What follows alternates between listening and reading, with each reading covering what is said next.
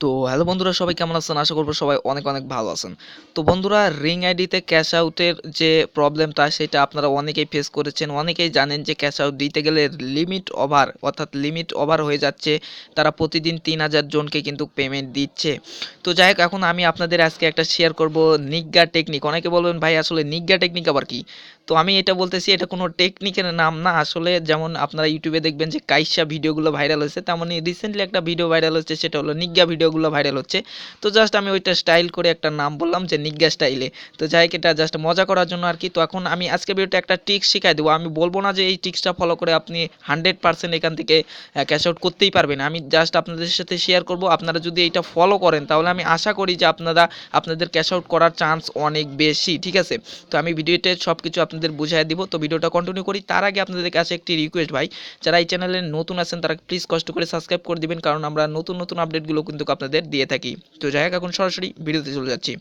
তো বেশ, আমি প্রথমেই আপনাদের বলে রাখি যে যাদের অ্যামাউন্ট বেশি, অর্থাৎ যাদের ৫,০০০ ১০,০০০ ক্যাশ আউট করবেন, তাদের কিন্তু খুব সহজে ক্যাশ আউট করতে পারবেন, কারণ সেগুলোর গ্রাহক কম হবে, অর্থাৎ ওগুলো ক্যাশ আউট কম হবে। আর যে ২০০ টাকার যে ব্যাপারটা আছে, ২০০ টাকা কিন্তু অনেকেই রিকোয়েস্ট দেয় একসাথে, যার কারণে আপনি পান না।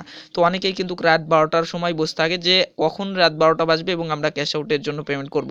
তো এই রাত ১২টার মধ্যে যখন ১ মিনিটের মধ্যে কিন্তু ১,০০০ জন পার হয়ে যায় ২০০ টাকার ওটাই, ঠিক আছে? আর আপনি যদি ৫,০০০ টাকা কিংবা ১০,০০০ টাকা দিতে যান, সেক্ষেত্রে কিন্তু আপনি সহজেই দিতে পারবেন, কারণ ওগুলোতে লোক সংখ্যা কম থাকে। তো এখন মূল কথা হলো আপনি কি করবেন, এদের মাঝে কিভাবে আপনি কম্পিটিশন করে সবার আগে আপনি পেমেন্ট রিকোয়েস্ট দিবেন। তো জানেন কিভাবে পেমেন্ট রিকোয়েস্ট দিতে হয়? অবশ্যই আপনাকে রিভিউ দিতে হবে।